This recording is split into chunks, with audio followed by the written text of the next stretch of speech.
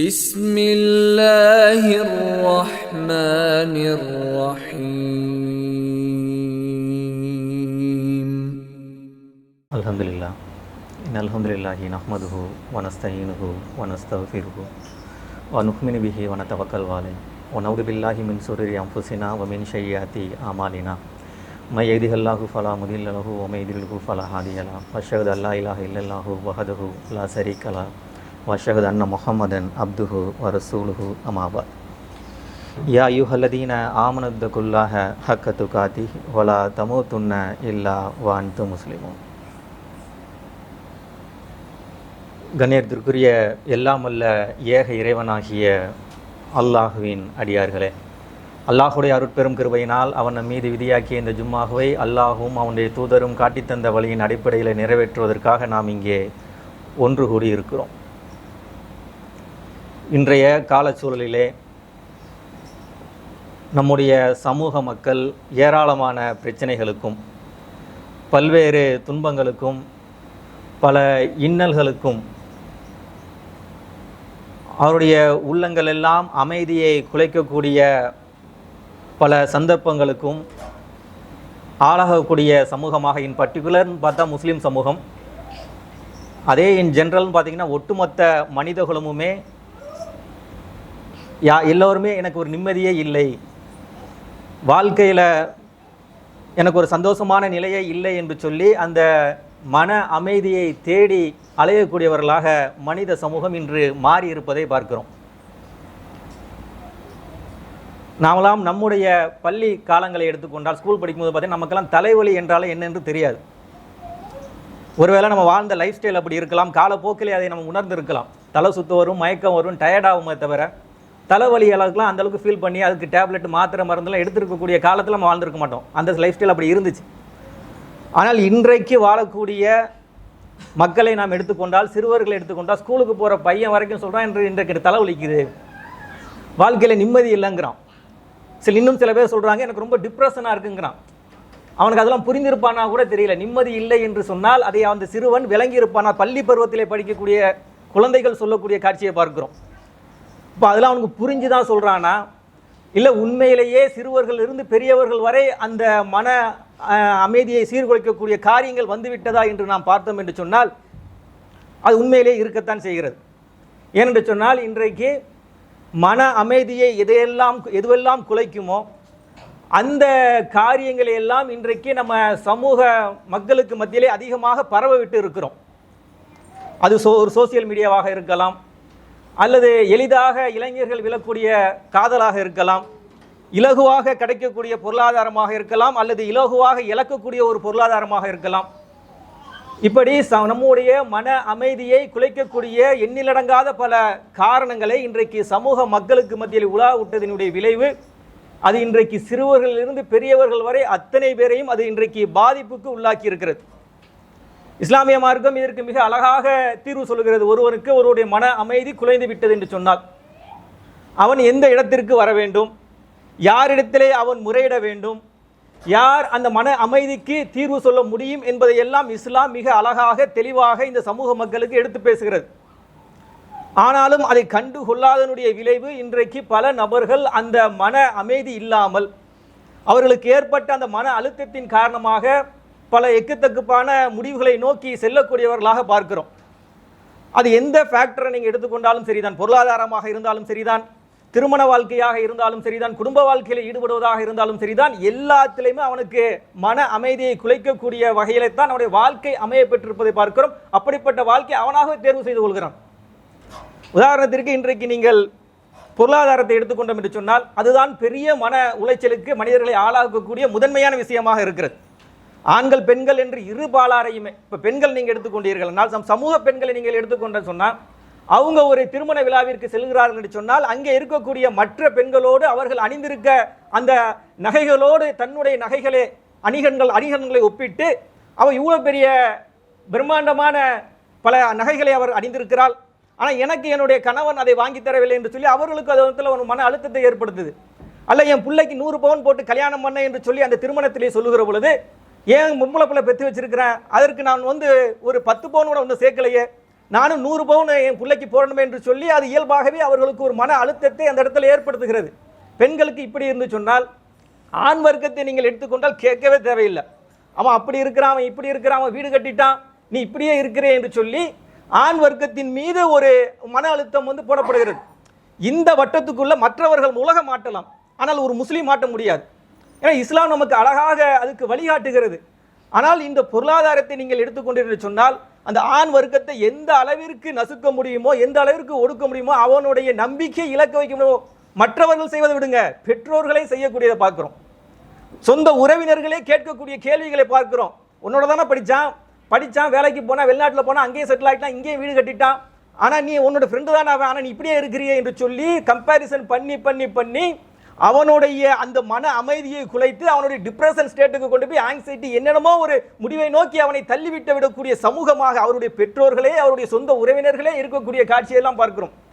அவன் மனுஷன் என்ன நினைக்கிறான்னு கேட்டா, பொருளாதாரம் தான் மிகப்பெரிய ஒரு சாதனை, உலகத்திலே அதிகாரம் தான் மிகப்பெரிய ஒரு சாதனையாக மனிதர்கள் எண்ணுகிறார்கள். பொருளாதாரம் தான் சாதனையா?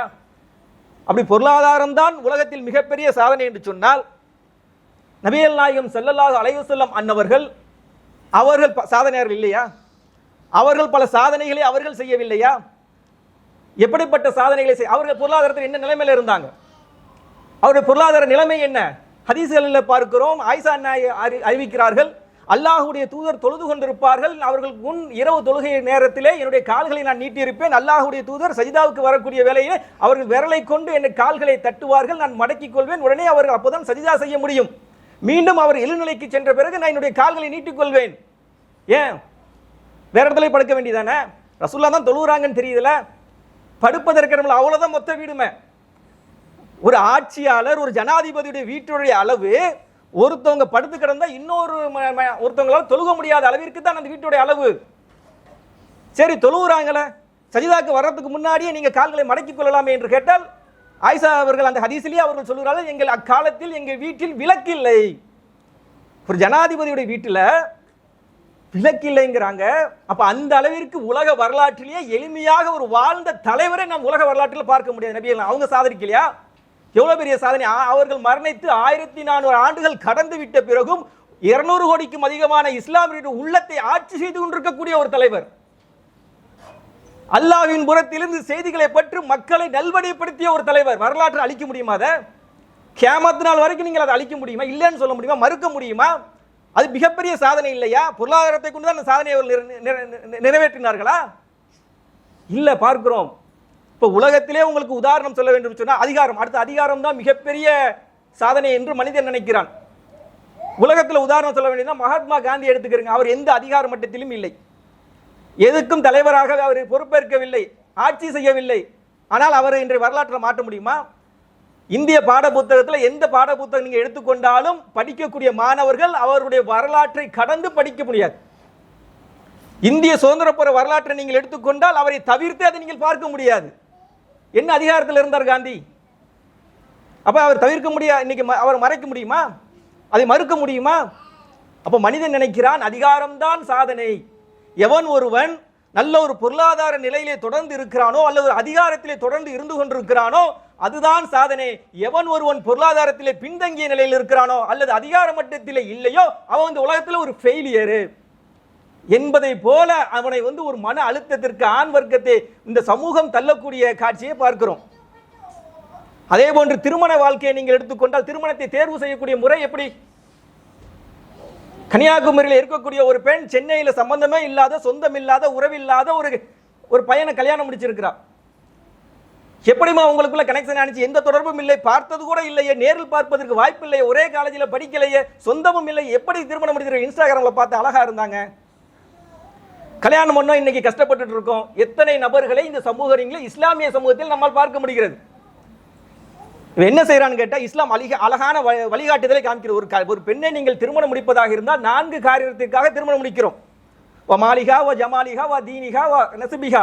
ஒரு பெண் அவளுடைய அழகுக்காக, அவருடைய பொருளாதாரத்திற்காக, அவருடைய குடும்ப பின்புலத்திற்காக அல்லது அவருடைய மார்க்கத்திற்காக ஒரு பெண் திருமணம் முடிக்கப்படுகிறாள். நீங்கள் அவருடைய மார்க்கத்தை தேர்வு செய்து உங்களை நீங்கள் வெற்றி பெற்றவர்களாக ஆகிவிடுங்கள். உங்களுடைய 2 கைகளும் மண்ணை கவரை விட்டு உங்களை நீங்கள் காப்பாற்றிக் கொள்ளுங்கள் என்று சொல்லி இஸ்லாம் அழகான வழிமுறையை காட்டியிருக்கிறது. அப்போ நம்ம செலக்ஷன்ல தப்பு செஞ்சிடறோம்.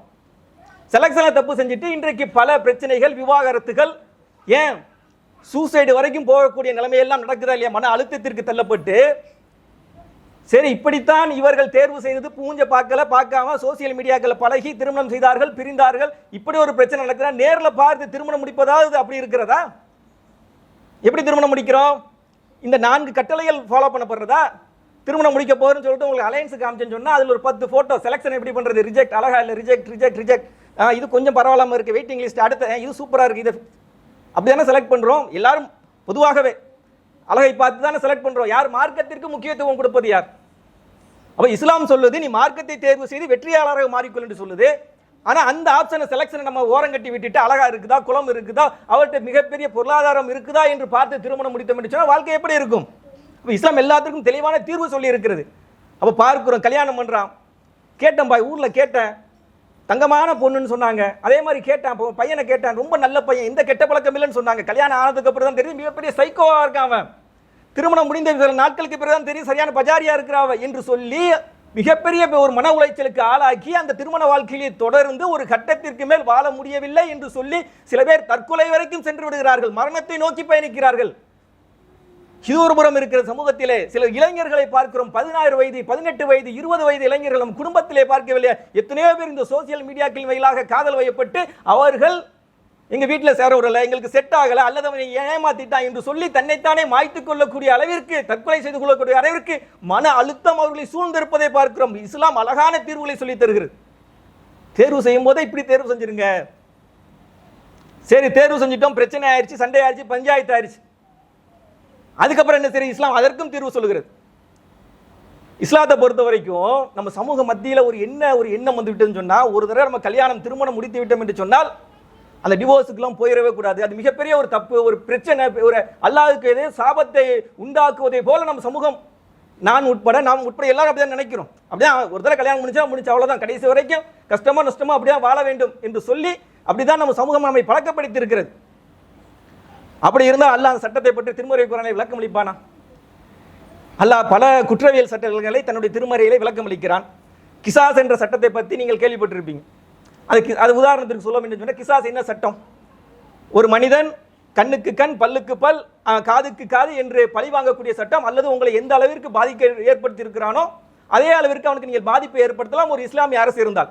அதே போன்று ஒரு மனிதன் இன்னொரு மனிதனை, சக மனிதனை கொலை செய்து விட்டான் என்று சொன்னால் அதே மாதிரி நீங்கள் என்ன செய்யலாம்? அவனுக்கு, கொலை செய்தவனுக்கு இஸ்லாமிய ஆட்சி இருக்கும் பட்சத்திலே அவனுக்கு மரண தண்டனை விதிக்க வேண்டும். இது இஸ்லாம் சொல்லக்கூடிய சட்டம். அந்த சட்டத்தை சொல்லுகிற இறைவன் தன்னுடைய திருமறையிலே சொல்லுகிற போது வலக்கும் ஃபில் கிசாசி ஹயாத்துன் லா உலில் அல்பாப்ங்கிறான் அல்லாஹ். இந்த கிசாஸ் என்ற சட்டம் இருக்கிறதே, பழிவாங்குதல் என்ற சட்டம் இருக்கிறதே, அதிலே உங்களுக்கு வாழ்க்கை உண்டு என்று அல்லாஹ் சொல்லுகிறான். கொலை செஞ்சிட்டான், கொலை செஞ்சவனுக்கு மரண தண்டனை கொடுக்கிறோம்.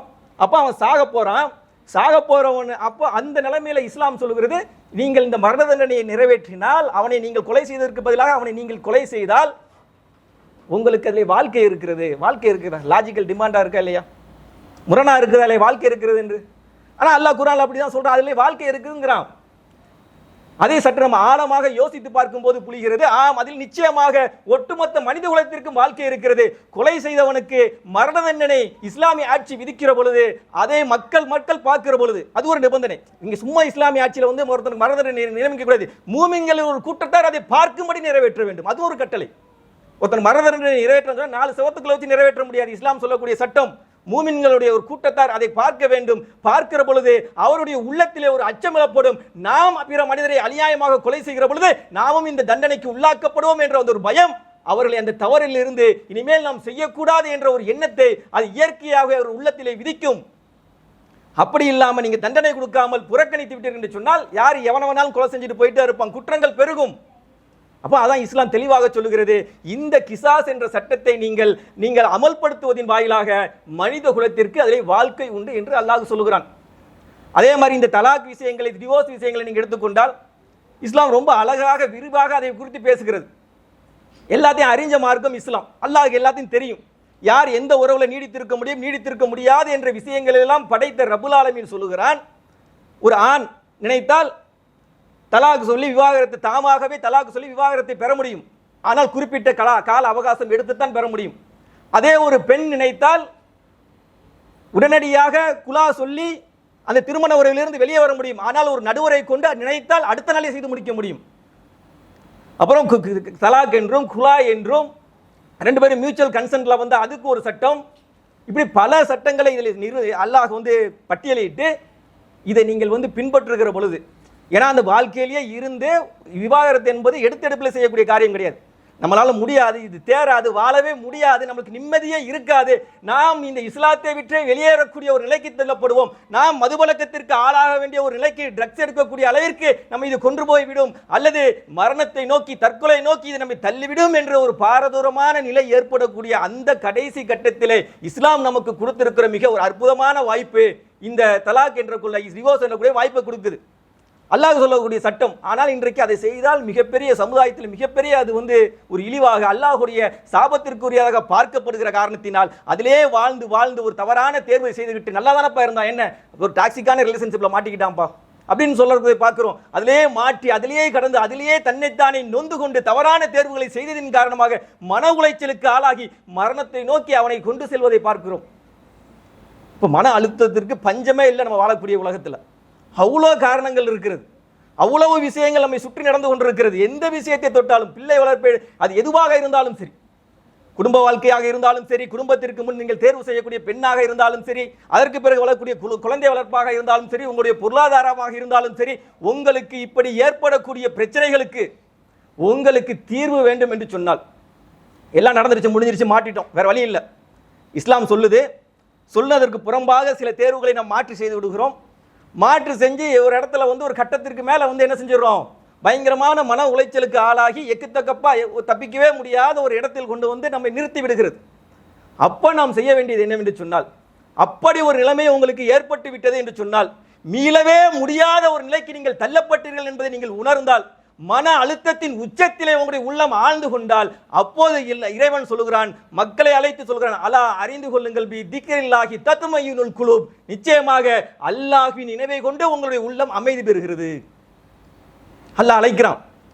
யாருக்கேனும் எவருக்கேனும் என்ன பிரச்சனையாக வேண்டுமானாலும் இருக்கலாம், எவ்வளவு பெரிய துன்பமாக வேண்டுமானாலும் இருக்கலாம், எவ்வளவு பெரிய கஷ்டம் வேண்டுமானாலும் அவர்களை சூழ்ந்து நிற்கலாம். அது வந்து நீங்கள் தேர்வு செய்த உங்களுடைய துணையாக இருக்கலாம், அல்லது நீங்கள் தேர்வு செய்த உங்களுடைய பணியாக இருக்கலாம், நீங்கள் இழந்துவிட்ட உங்களுடைய பொருளாதாரமாக இருக்கலாம், அதை சம்பாதித்த பொருளாதாரமாக இருக்கலாம், நீங்கள் உங்களை கூட வைத்திருக்கிற நட்பாக இருக்கலாம், அல்லது உங்களை எதிர்த்து விட்ட நட்பாக கூட இருக்கலாம். இப்படி எதுவாக வேண்டுமானாலும் இருக்கலாம். அது எதுவாக இருந்தாலும் இந்த பிரச்சனைக்கு என்னுடைய படைத்த ரப்பிடத்திலே தீர்வு இருக்கிறது என்று சொல்லி எவன் ஒருவன் தன்னுடைய நெற்றியை இந்த பூமியிலே வைத்து அல்லாஹ்விற்கு சஜிதா செய்து அவனிடத்திலே சரணடைகிறானோ, நிச்சயமாக அல்லாஹ் சொல்லுகிறான், அல்லாஹ்வை நோக்கி வருகிற ஒவ்வொரு சிரங்களையும், அல்லாஹ்வை நோக்கி பூமியிலே விழுகிற ஒவ்வொரு நெற்றியையும் அல்லாஹ் உயர்த்தி பிடிப்பதை அவனுக்கு கடமையாக்கி இருக்கிறான். அல்லாஹ்வுடைய தூதர் சொல்றாங்க, நாம் அல்லாஹ்விடத்திலே நாம் செய்த பாவங்களுக்கும் நம் துன்பங்களுக்கும் நம்முடைய கஷ்டங்களுக்கும் நம்முடைய சிரமங்களும் அல்லாஹ்விடத்திலே எடுத்துச் சொல்லி அவனிடத்திலே சரணடைந்து அவனிடத்திலே பிரார்த்திக்கிற பொழுது அல்லாஹ் வெறுங்கையாக தன்னுடைய அடியானை திருப்பி அனுப்புவதற்கு வெட்கப்படுகிறான் என்று அல்லாஹ்வுடைய தூதர் சொன்னார்கள். இப்போ தீர்வு அல்லாஹ்விடத்தில் இருக்கிறது. இந்த மன அமைதி, நான் காலேஜ் படிக்கிற காலத்தில் 2011, 12, 10 அந்த மாதிரி நேரத்தில் புரோச்சர் கொடுக்குறான். கொடுத்துட்டு இதில் ஒரு மன அமைதி வேண்டுமா, இந்த சாமியார்கிட்ட போய் பாருங்கள், தியானம் நடக்குது, கோயம்புத்தூரில் நடக்குது, போய் பாருங்க என்று புரோச்சரை படிக்கிறோம். அப்போ இன்றைக்கு மன அமைதி ஒரு வியாபாரமாக ஆக்கப்பட்டிருக்கிறது. இன்னைக்கு டாப் மோஸ்ட் வியாபாரம்னு பார்த்தீங்கன்னா, மன அமைதி தரணும் வேணுமா, இங்கே வாங்க, இதுதான் பெரிய வியாபாரம் இன்னைக்கு. ஆனால் இஸ்லாம் மிக அழகாக எளிதாக ஒரு தீர்வை சொல்கிறது. உங்களுக்கு மன அமைதி வேண்டும் என்று சொன்னால் நிச்சயமாக என்னிடத்திலே வாருங்கள். கொஞ்சம் உணவுபூர்வமாக நீங்கள் யோசிச்சு பாருங்க. மன அமைதிக்கு நீங்கள் எங்கே வேணாலும் போகலாம், எது வேணாலும் செய்யலாம். ஆனால் ஒரு முறை என்னுடைய மன அமைதிக்காக, என்னுடைய இந்த பிரச்சனைக்காக, இந்த துன்பம் என்னை விட்டு நீங்குவதற்காக ஒரு நாள் நீங்கள் அல்லாஹ்விடத்திலே சென்று அவனிடத்திலே சஜிதாவில் வீழ்ந்து 2 சொட்டு கண்ணீரை விட்டு அவனிடத்திலே கையேந்தி பாருங்கள். உங்களுடைய உள்ளத்தை அல்லாஹ் லேசாக்குவோம் பாருங்கள். அது உணவுபூர்வமாக தான் புரிஞ்சுக்கிற முடியும். ஆனால் அப்படி இன்றைக்கு சமூகம் அல்லாஹ்விடத்திலே அந்த அமைதியை நோக்கி அல்லாஹ்விடத்திலே செல்கிறதா?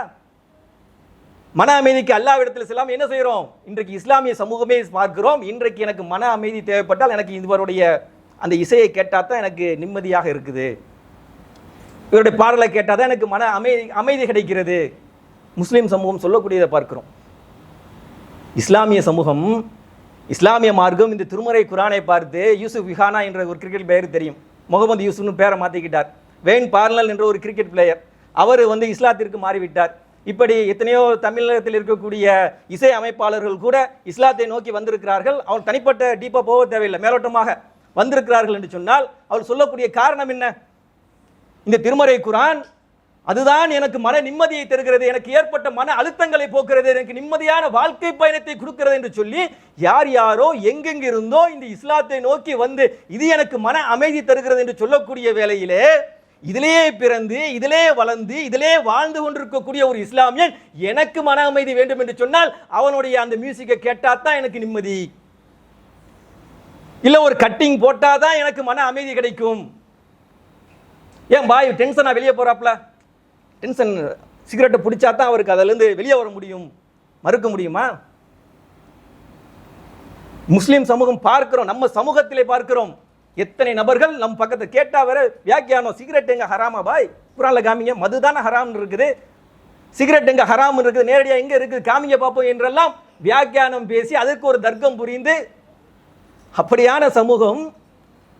அல்லாஹ் சொல்கிறான், நீங்கள் எங்கே சென்றாலும் அலா திக்ரில்லாஹி தத்மையுனுல் குலூப், என்னுடைய நினைவால் மாத்திரம்தான் உங்களுடைய உள்ளம் அமைதி பெறும். ஒரு மனிதனுக்கு இசையை கொண்டு அவனால் அமைதி பெற முடியாது, அப்படி அவனுக்கு கிடைக்கிற அமைதி அது அமைதியாக இருக்காது. ஒருவனால் மதுவை கொண்டு அவனுடைய உள்ளம் அமைதி பெறாது, அப்படி அமையக்கூடிய அமைதி அது அமைதியாக இருக்காது. ஒருவன் தான் செலவழிக்கிற பொருளாதாரத்தை கொண்டு அவனுடைய உள்ளம் அமைதி பெறாது, அப்படி அடைகிற அமைதி அது அமைதியாகவே இருக்காது. உலகம் முழுவதும் சுற்றுலா சென்று இயற்கையை காட்சிகளை பார்த்து ஒருவனுடைய உள்ளம் அமைதி பெறாது, அப்படி அவன் அடையக்கூடிய அமைதி அது அமைதியாகவே இருக்காது. எவன் ஒருவன் தனக்கு ஏற்பட்ட பிரச்சனைக்கு அல்லாஹுதான் இறைவன் தான் கதி என்று சொல்லி அல்லாஹ்வை நோக்கி திரும்புகிறானோ, அல்லாஹ்விடத்திலே கையேந்துகிறானோ, அவனிடத்திலே முறையிடுகிறானோ, அவனுக்கு மாத்திரம்தான் அல்லாஹ் சொல்லுகிறான் தத்மையுனுல் குலூப், உங்களுடைய உள்ளங்களை அமைதியாக்குவது அல்லாஹ்வுடைய பொறுப்பு. அப்போ இன்றைக்கு இந்த மன உளைச்சலில் பல காரணங்கள் இருந்தாலும் எல்லாத்திலையும் பிரச்சனை தான். இப்போ கடந்து முடிந்த தேர்தல் எடுத்துக்கொள்ளுங்கள், ரசிகர்கள் டிப்ரெஷனில் போவான்னு பார்த்தா நம்மளை டிப்ரெஷன் ஆக்கிட்டானா இல்லையா? சரி, இப்போ ரிலீஸ் ஆன இடப்பட்ட கேப்பில் நடந்த அந்த பள்ளி கூடங்களுடைய அந்த முடிவை எடுத்துக்கொள்ளுங்கள். ஸ்கூலுக்குலாம் ரிசல்ட் வந்துருச்சு, நம்ம குடும்பங்கள்லேயே அழக்கூடிய காட்சியை பார்க்குறோமா இல்லையா? எனக்கு மார்க் குறைஞ்சிருச்சு, எனக்கு இவ்வளோ மார்க் போயிடுச்சு. டிப்ரெஷனுக்கு அவ்வளோ காரணம் இருக்குது. இந்த 35 மார்க் எடுத்தவன் ஆவரேஜ், ஜஸ்ட் பாஸ், அந்த பெரும்பான்மையான மக்கள் இருக்கிறான் நம்மள மாதிரி ஆளுக்க, அவளா சந்தோஷமா இருக்கிறான், அவனுக்கு தான் அருமை புரியும். நம்ம எழுதுறதுக்கு 30 கூட கிடைச்சிருக்காது, பார்த்து நமக்காண்டி போட்டு விட்டான் 35 மார்க் ஜஸ்ட் பாஸ் ஆக்கிவிட்டான், நிம்மதி சந்தோஷமா இருப்பான், இனிமேல் இந்த புக்கை தொடவே தேவையில்லைன்னு. ஆனால் எவன் ஒருவன் சென்டம் எடுத்தானோ, டிஸ்டிங்ஷனுக்கு போனானோ, 98 மார்க் எடுத்தான், 90 அவன் ஒரு காலம் சந்தோஷமா இருக்க மாட்டான். அந்த சிறுபான்மையை கூட்டம் இருக்கிறானே ஒரு காலத்தையும் சந்தோஷமா இருக்கவே மாட்டான். 2 மார்க் போயிடுச்சு, 1 மார்க் போயிடுச்சுன்னு சொல்லிட்டு அதிலேயே டிப்ரெஷனில் போயிடுவான்.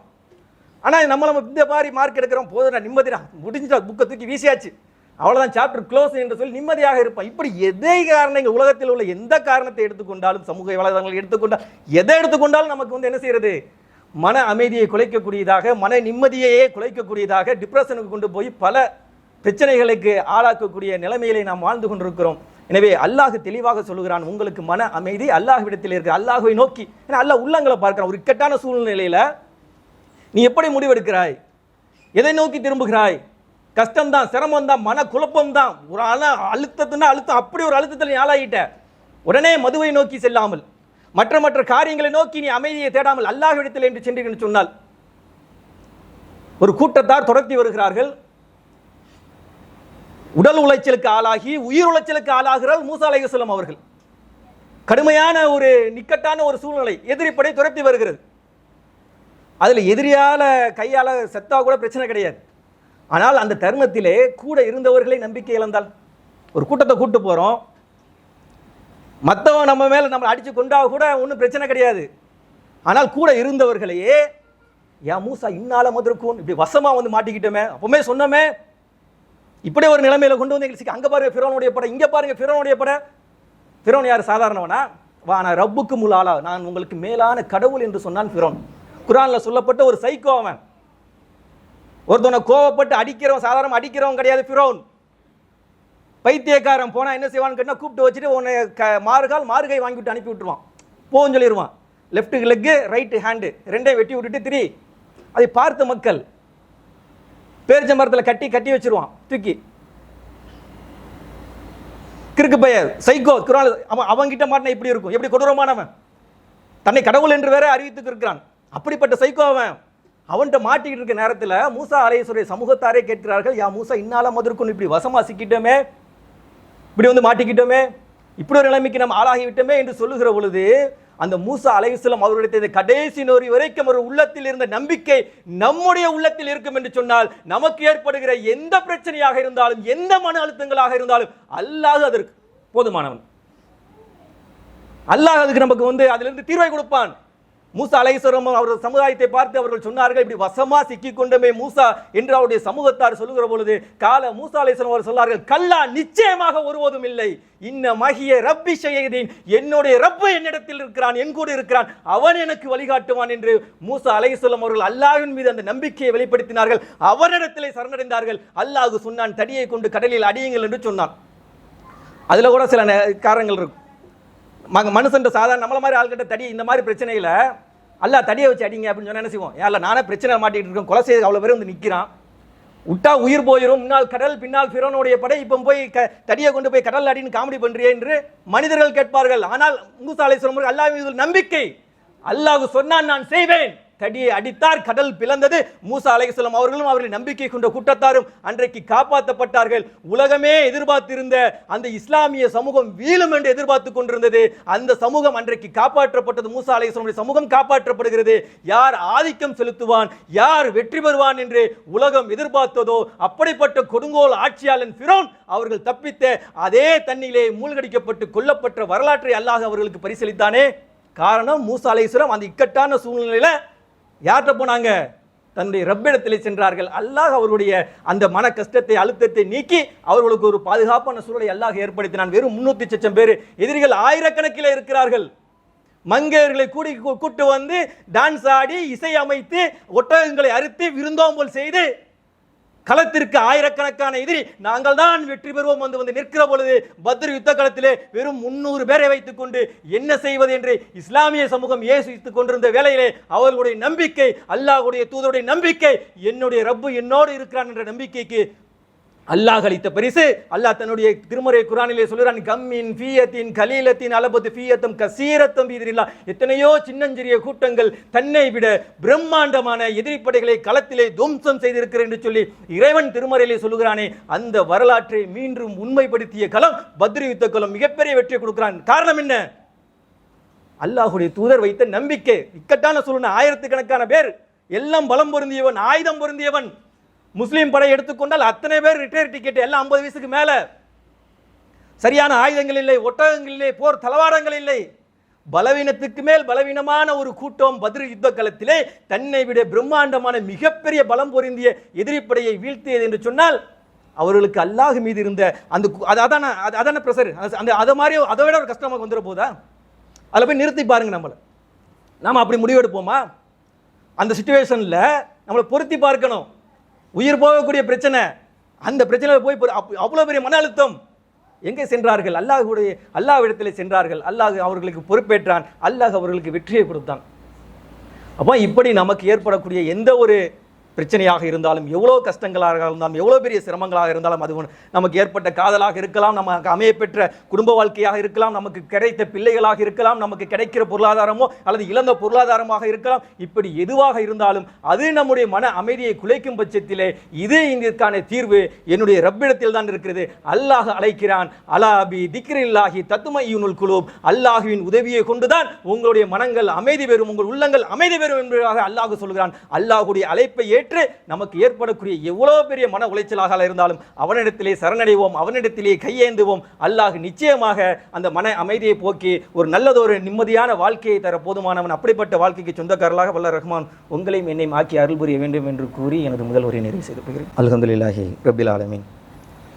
கண்ணியத்திற்குரிய அல்லாஹ்வின் அடியார்களே, மன அமைதிக்கு எப்படி அல்லாஹ் தான் தீர்வளிக்கிறானோ அதே போன்று இஸ்லாமிய மார்க்கம் முஸ்லீம்களுடைய பண்பாக ஒரு அழகான பண்பை குறித்து அல்லாஹ்வுடைய தூதர் சொல்கிறாங்க.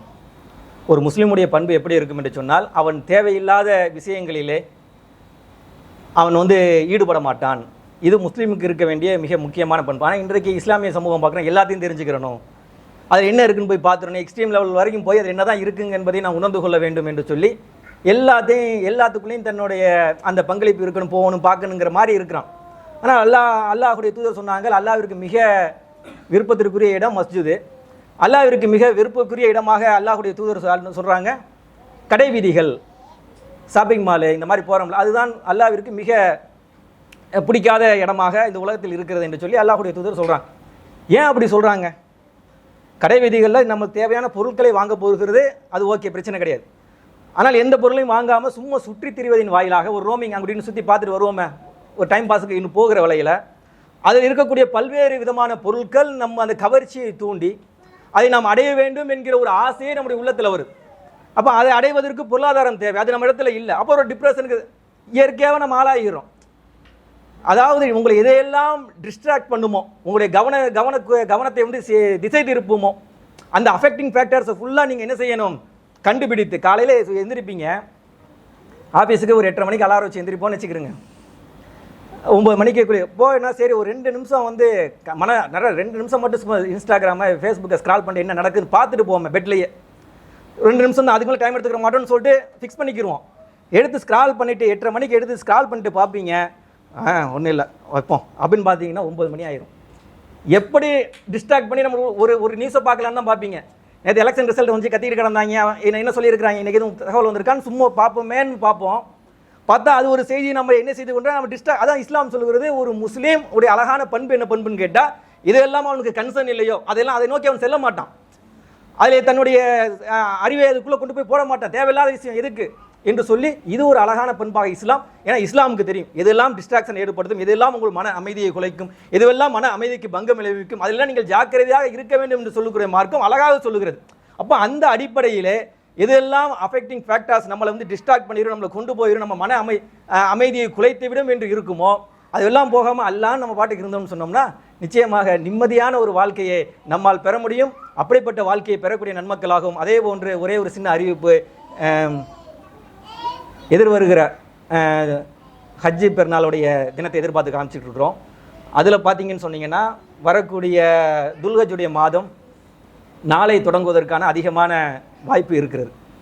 அப்போ துல்ஹஜ்ஜுக்கு பேண வேண்டிய பல விஷயங்கள் இருந்தாலும் அது 10ல் பேண வேண்டிய நன்மைகள் இருக்குது, அதை பற்றி பேசலை. அதற்கு முன்னால் குர்பானி கொடுக்கவர்கள் யாரெல்லாம் குர்பானி கொடுக்க வேண்டும் என்று நியத்து வைத்திருக்கிறார்களோ அவர்களெல்லாம் என்ன செய்ய வேண்டும் என்று கேட்டால், அந்த பிறை வந்துருச்சுன்னு சொன்னால் உங்கள் முடியோ நகங்களையோ நீங்கள் களையக்கூடாது. அது ஒரு இஸ்லாம் நமக்கு சொல்லித்தரப்பட்ட ஒரு சட்டம். அப்போ அந்த சட்டத்தை பேணும் விதமாக இன்றைக்கே உங்களுக்கு முடி வெட்டணும், ட்ரிம் பண்ணணும், நகங்களை களைய வேண்டும் என்று சொன்னால் சேஃப்டியாக பார்த்தீங்கன்னு சொன்னால் இன்றைய தினமே என்ன செஞ்சுக்கிறீங்க, அந்த வேலைகளை எல்லாம் முடித்து கொள்ளுங்கள். ஏன்னா குர்பானி கொடுக்கவராக இருங்க.